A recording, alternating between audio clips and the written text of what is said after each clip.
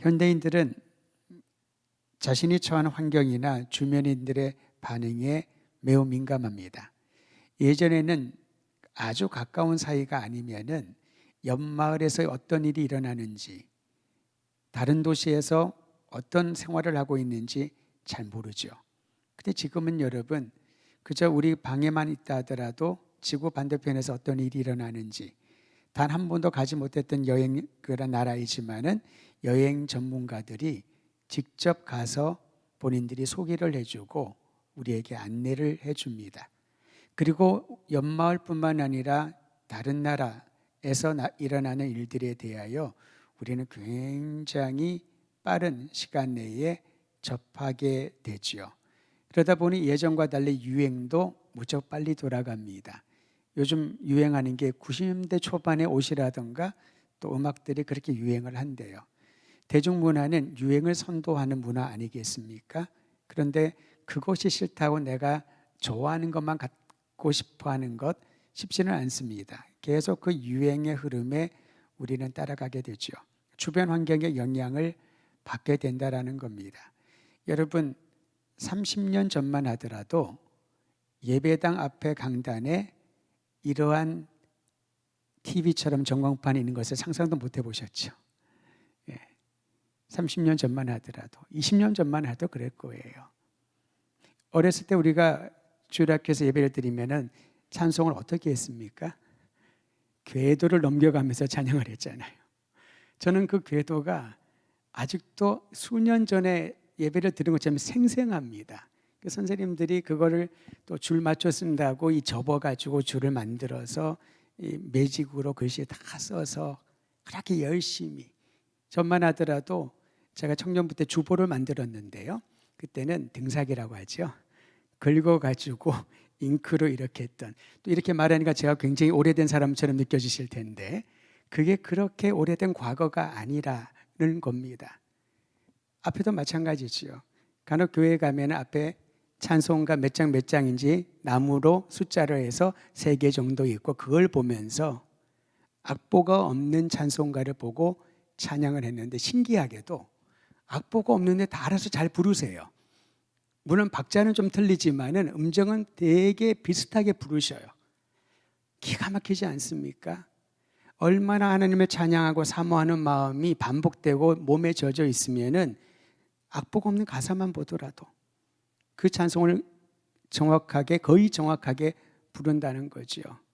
그러다가 오버헤드 프로젝트라고 하는 게 나왔습니다.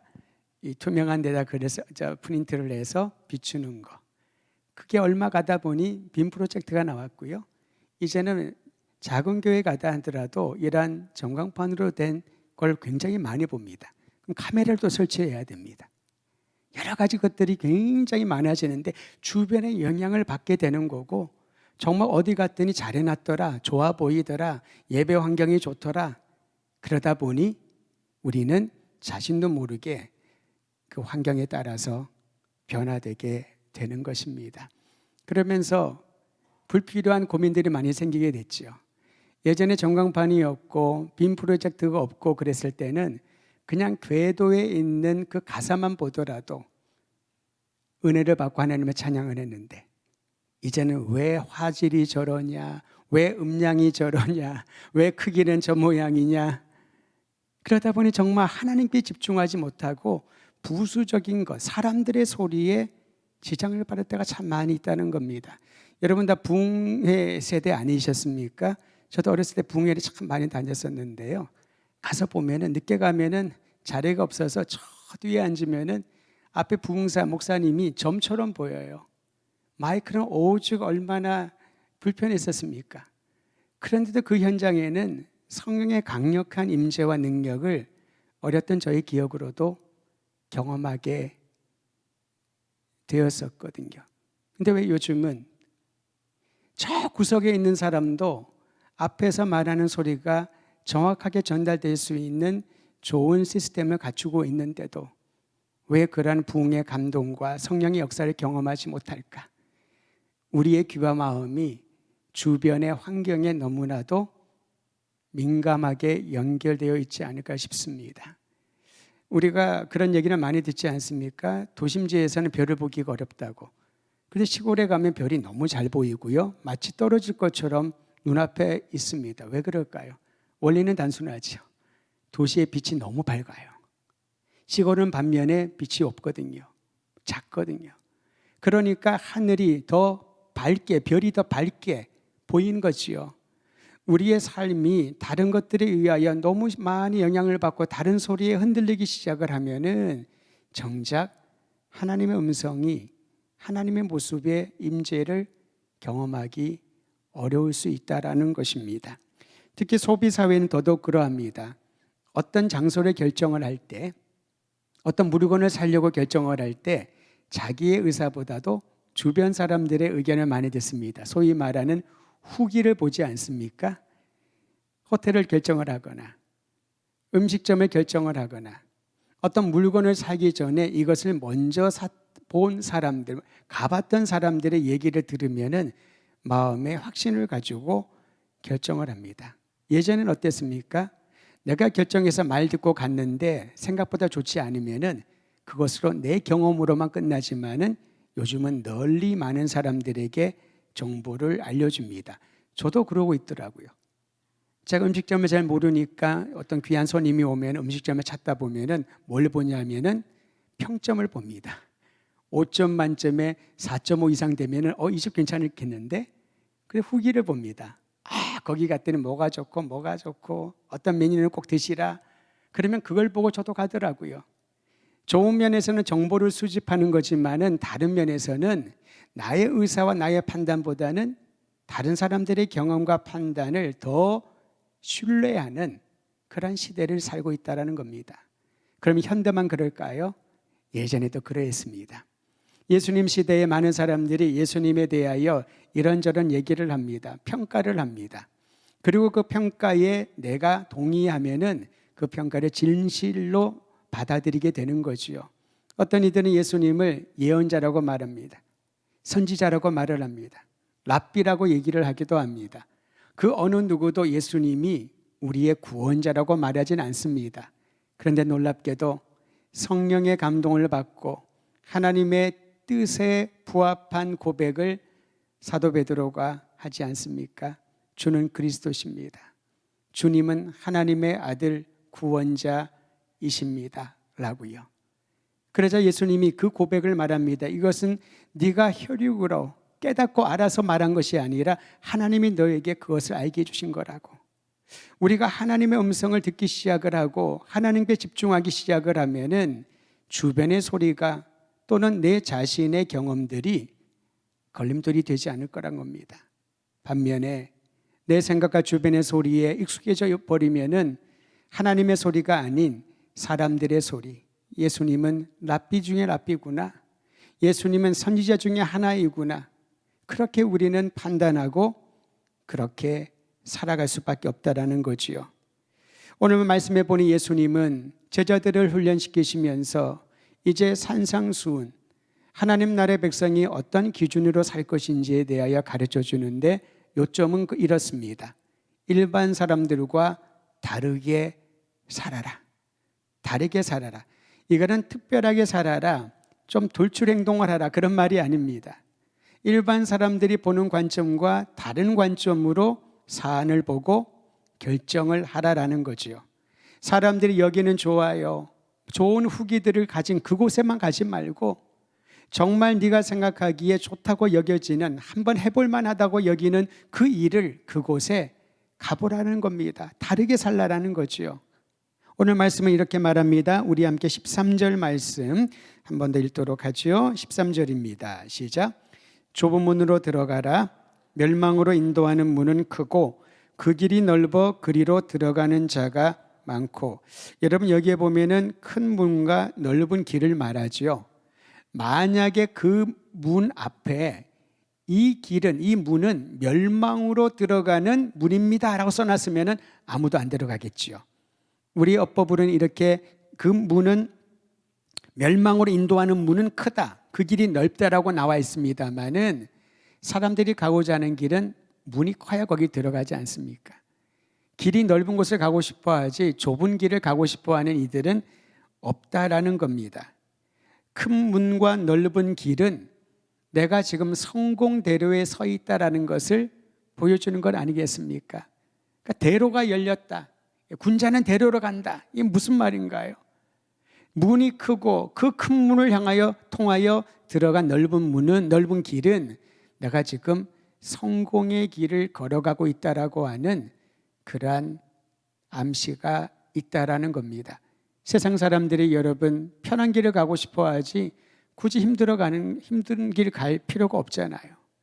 할 수만 있다면 넓은 문으로 들어가려고 하지 개구멍밖에 안 되는 그 좁은 것에 구부려 가지고 무릎을 꿇고 들어가려는 사람은 아무도 없을 것입니다. 만약에 선택한다면 편한 길을, 넓은 길을 가고 싶어 하지 않겠습니까?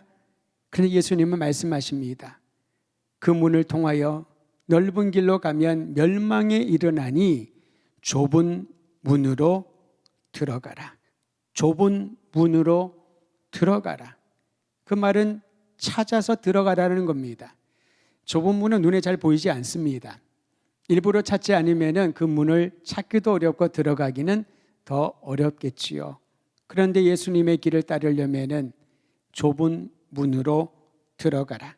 사람들이 선택하지 않은 험한 길을 가라라고 명하셨습니다.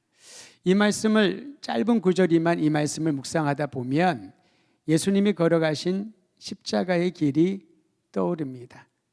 예수님 스스로도 그 고난의 잔을 할 수만 있다면 지나치게 해달라고 하나님께 기도했지만 하나님의 뜻대로 하기를 원한다라고 기도를 마무리하지 않습니까? 예수님이 십자가에 달려 고난당하시고 버림받고 죽임당할 것을 예고했을 때 제자들은 두 팔을 벌려서 예수님을 막지 않았습니까? 주님, 안 됩니다. 그런 일이 주님께는 일어날 수도 없고 일어나서는 안 됩니다. 거기를 가시다니요.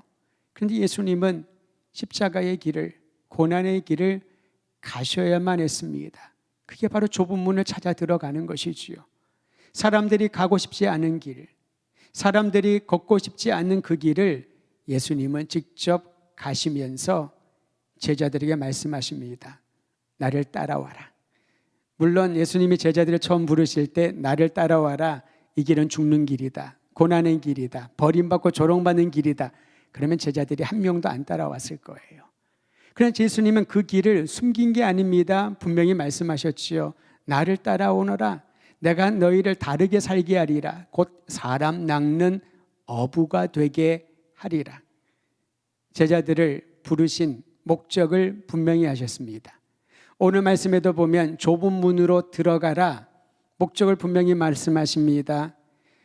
넓은 문과 큰 문과 넓은 길은 멸망으로 인도하지만은 좁은 문으로 들어가라. 그리고 험한 길을 걸으라. 그 길의 끝에는 생명으로 인도하는, 생명을 살리는 일을 보게 될 것이다. 곧 내가 너희로 사람 낚는 어부가 되게 하리라. 라는 말씀과 동일한 내용을 오늘 본문에서 말씀하고 있는 것입니다. 제자들에게 자기를 부정하여라. 자기 십자가를 짊어지고 가라 라고 말씀하는 겁니다. 여러분, 요즘은 그런 얘기 안 하지만 예전에 그런 얘기 하셨을 거예요. 자녀들이 속상하게 하거나 또 남편이나 아내가 힘들게 하고 그러면은 아유, 네가 내 십자가라고, 네가 내 인생의 십자가라고. 왜 우리는 그때 그런 표현을 쓸까요? 십자가가 주는 의미를 알기 때문에 그렇지 않겠습니까? 자기를 부정하여라. 자기 십자가를 짊어지고 가라. 주님이 명하셔서 네 라고 답을 했지만은 근데 결코 우리가 지고 싶지 않은 것이 십자가인 것이지요. 십자가는 무겁습니다. 십자가는 고통스럽습니다. 그리고 내가 짊어지는 십자가는 그 십자가에 내가 못 박혀 고통을 받아야 되는 것이 십자가이지 그 십자가를 택배해주고 끝나는 게 아니거든요. 주 예수가 십자가를 짊어진다는 것은 자기가 못 박혀 고난받고 죽을 그 형틀을 메고 가는 거죠. 심리적으로, 정서적으로, 육체적으로 완전히 저 바닥으로 내려가게 만드는 것이 십자가를 짊어지고 가는 길이라는 거지요. 좁은 문으로 들어가라. 그 길은 협착하다. 곧 네 자신을 부정하여라.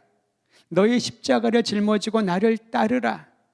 그것이 고난의 길이다. 그러나 그 고난의 길의 끝에는 생명이 있다. 생명을 살린다. 이 말씀을 오늘 본문을 통하여 가르쳐주고 있는 것입니다. 그러면 왜 예수님은 이토록 힘든 길을 택하라고 말씀하셨을까요? 예수님의 제자가 된다면은 즐거움이나 행복감 같은 것들은 다 포기하고 매 때마다 고통스럽고 외롭고 그렇게 살라는 것일까요? 자기 수행에 힘쓰면서 세상에 속한 것들 눈길도 주지 말아라 라는 그러한 의미였을까요? 결코 그렇지는 않습니다. 왜냐하면 예수님은 제자들의 있을 자리를 세상 안이라고 말씀을 하셨거든요. 너희는 세상의 소금이다, 빛이다, 세상에 희망을 주어라, 세상 안으로 들어가라고 말씀하지요. 다만 세상의 것들을 쫓고 거기에 심취되어서 하나님의 거룩한 백성과 구분이 안 되는 그러한 세속적인 삶을 살지 말라고 하는 거지요. 구별이 되어야, 거룩의 능력이 있어야 이 세상에 희망을 주고 소금과 빛이 될 수 있으니까요. 제자들이 있어야 할 자리는 세상 안입니다. 세상과 접촉을 하라는 겁니다. 세상과 함께 하라는 거지요. 그 고통과 아픔에 동참하고 그 눈물을 닦아주는 주님의 손이 되라고 우리를 보내시는 겁니다. 그런데 여러분, 세상에 들어가는데 왜 이렇게 좁은 문을 찾아 들어가야 될까? 왜 이 협착한 길을 들어가야 될까? 여기서 우리는 항상 내가 주님을 섬긴다는 것은 세상 것과 단절하고 외로운 길을 걸어가는 거라고 생각을 하게 된 것 같습니다. 제가 어려서부터 목사가 되고 싶은, 목회자가 되고 싶은 그런 열망이 있었기에 대학을 신학대학으로 갔었습니다. 제가 학교 들어갈 때는 요즘과 학제가 좀 달라서요, 정기대학과 후기대학, 그렇게 두 번의 기회가 주어졌습니다. 정기대학에 합격을 하게 되면 후기대학에는 지원조차 못하는 그런 제도였지요. 요즘은 수시에 합격하면 정시에 가지 못하는 것처럼 마찬가지죠. 그때는 딱 두 번이었습니다.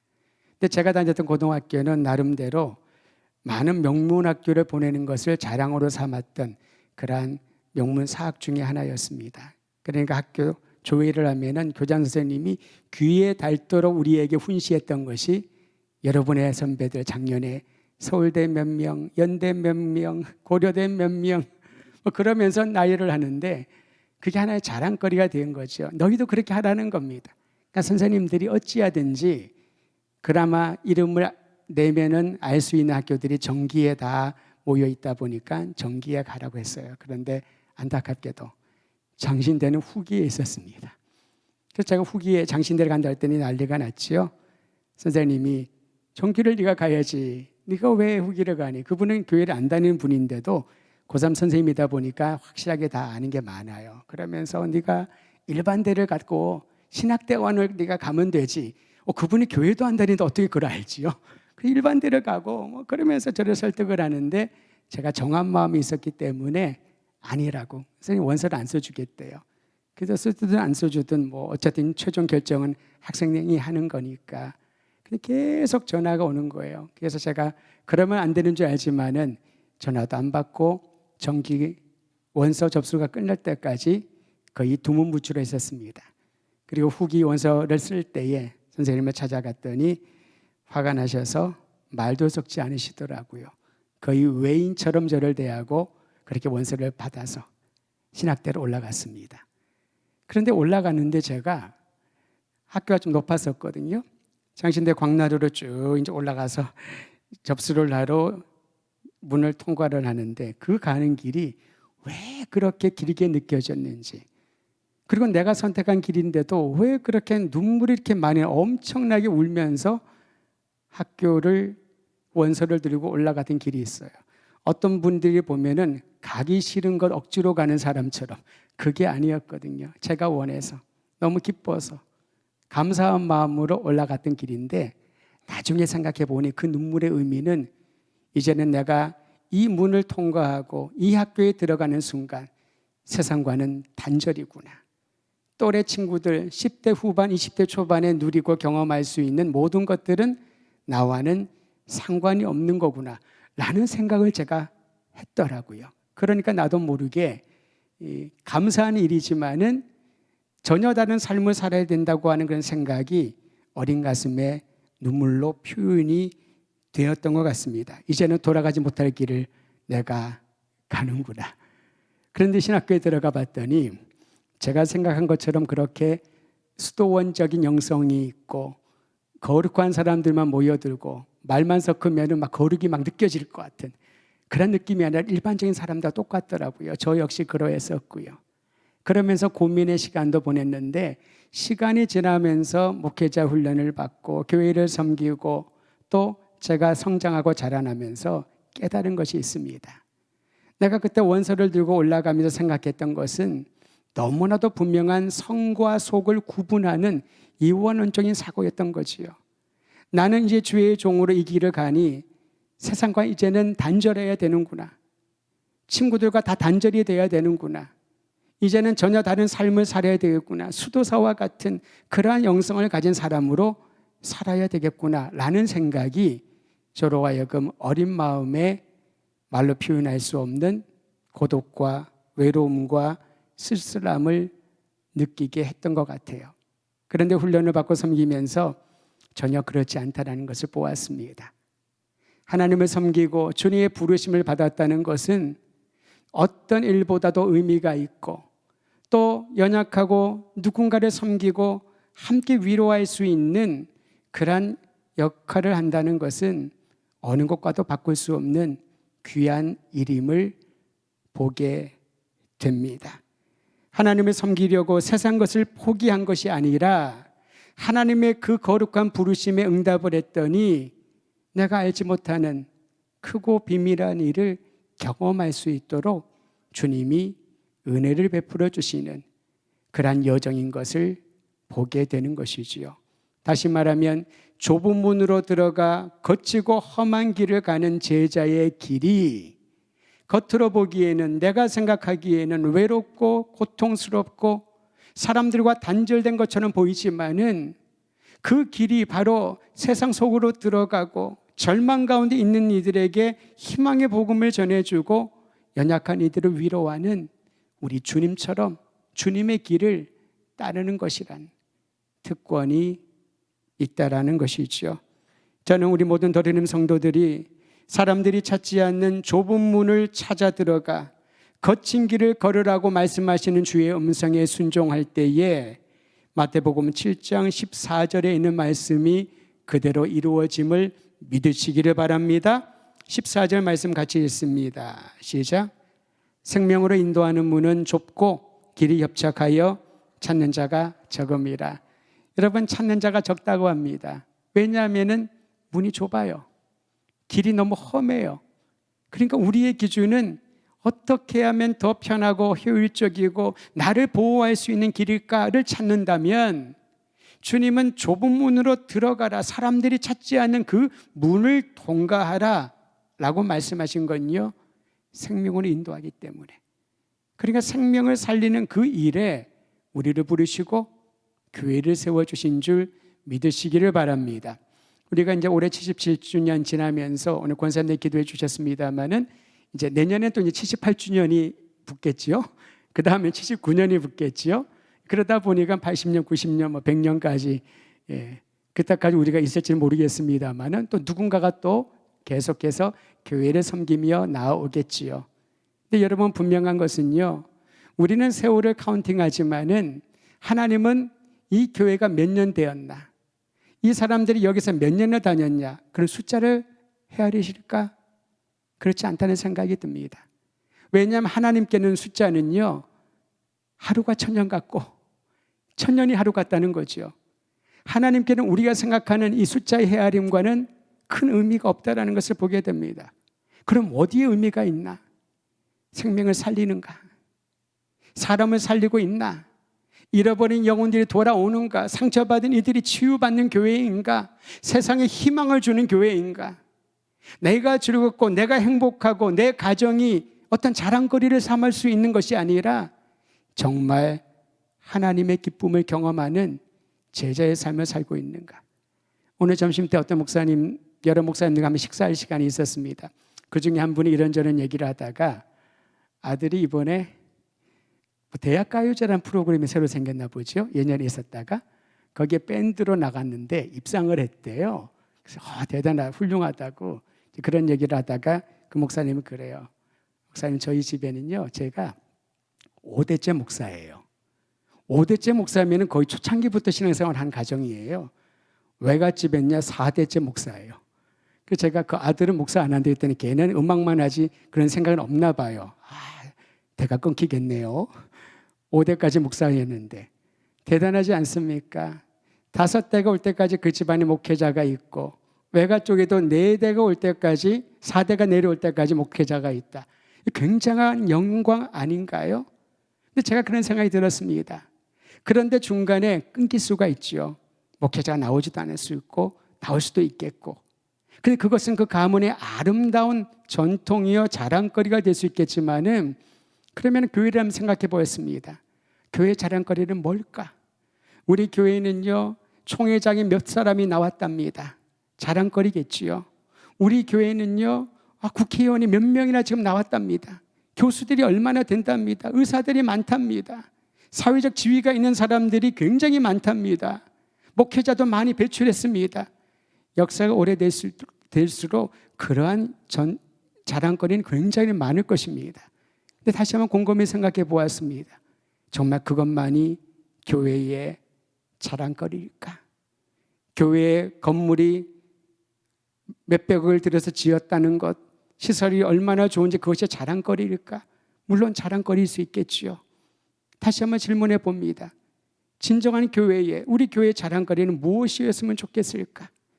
오늘 말씀에서 그 자랑거리의 내용을 발견하게 됩니다. 생명으로 인도하는 길은 거칠고 그 문은 좁으나 그래서 사람들이 많이 찾지 않으나 그 길로 가야 생명을 살리는 것이라고. 진정한 교회의 자랑은 잃어버린 영혼들을 살리는 것, 고통당하는 영혼들을 품어주는 것, 정말 버림받고 외면당하는 이들을 환영하는 것, 세상에서 나는 아무 쓸모없다라고 자책하고 움츠려진 이들에게 당신이야말로 하나님이 가장 귀하게 여기는 소중하고 소중한 사람이라고 하는 이 복음을 전하는 것이 교회의 자랑거리가 아닐까 싶습니다. 사랑하는 성도 여러분, 생명으로 인도하는 문은 좁고 그 길은 협착합니다. 거칩니다. 험난합니다. 그래서 사람들이 적게 찾으나 우리가 그 길을 찾아 들어가야 되는 이유가 있다면은 예수 그리스도를 통하여 주시는 영원한 생명이 있기 때문에 저는 저를 포함하여 우리 모든 더듬교회 성도들이 오늘 이 설교를 듣는 모든 분들이 내 평생에 주님이 주신 사명은 죽어가는 영혼들에게 복음을 전하고 그 복음을 듣고 회복되는 일에 쓰임받는 것. 그래서 공부를 한다면, 그래서 돈을 번다면, 그래서 열심히 일을 하고 밤을 새워서 애써서 노력을 한다면은 그것이 진정한 자랑거리 되지 않겠습니까? 전 이러한 자랑거리가 많아지는 우리 성도들 되기를 주의 이름으로 축원드립니다. 그런데 예수님은 우리를, 제자들을 그런 문으로 들어가라고 막 밀어넣지 않습니다. 험난한 길을 걸어가라고 우리를 뒤에서 경책하고 채근하면서 밀어붙이지 않는다는 거지요. 아마 여러분 이 그림을 제가 준비를 못했습니다만 이 그림을 어떤 그림과 연상되는 이야기를 한번 들어보시면 그 그림이 떠오르실 겁니다. 어떤 사람이 꿈에 예수님과 바닷가를 거니는 꿈을 꾸었다고 합니다. 예수님과 손을 잡고 다 걸어가는데 모래바닥에, 모래사장에 두 사람의 발자국이 하나씩 생기게 되죠. 얼마나 낭만적인 그런 장면인가요?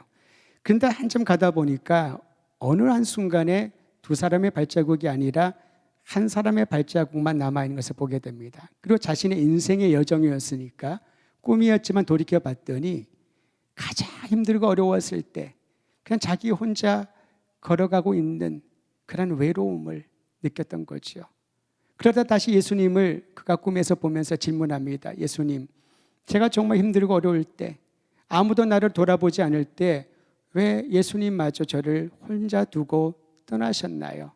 그랬더니 주님이 뭐라고 말씀하셨는지 여러분은 아실 거예요. 그때 내가 너를 안고 걸어간 거야. 자세히 봐라. 그 발자국이 네 발자국인지 나의 발자국인지.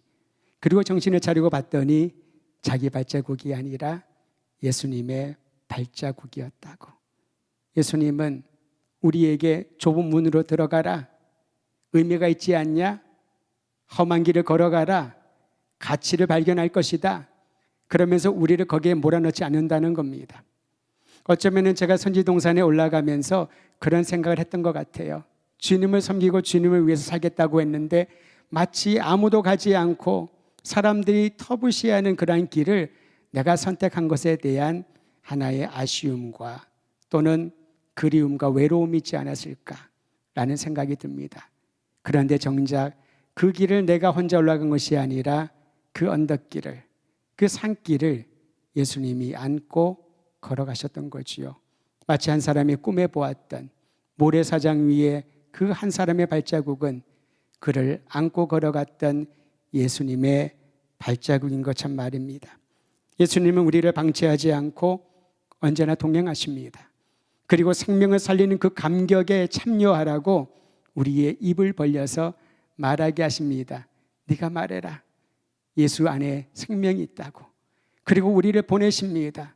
그리고 사람들을 만지게 합니다. 예수님의 손이 너를 만지면 치유가 일어나고 회복이 일어난다라고. 예수의 이름으로 명령하면 귀신이 떠나가고 참된 평강이 임한다라고 네 입으로 말하라고 주님은 우리에게 격려하시는 거지요.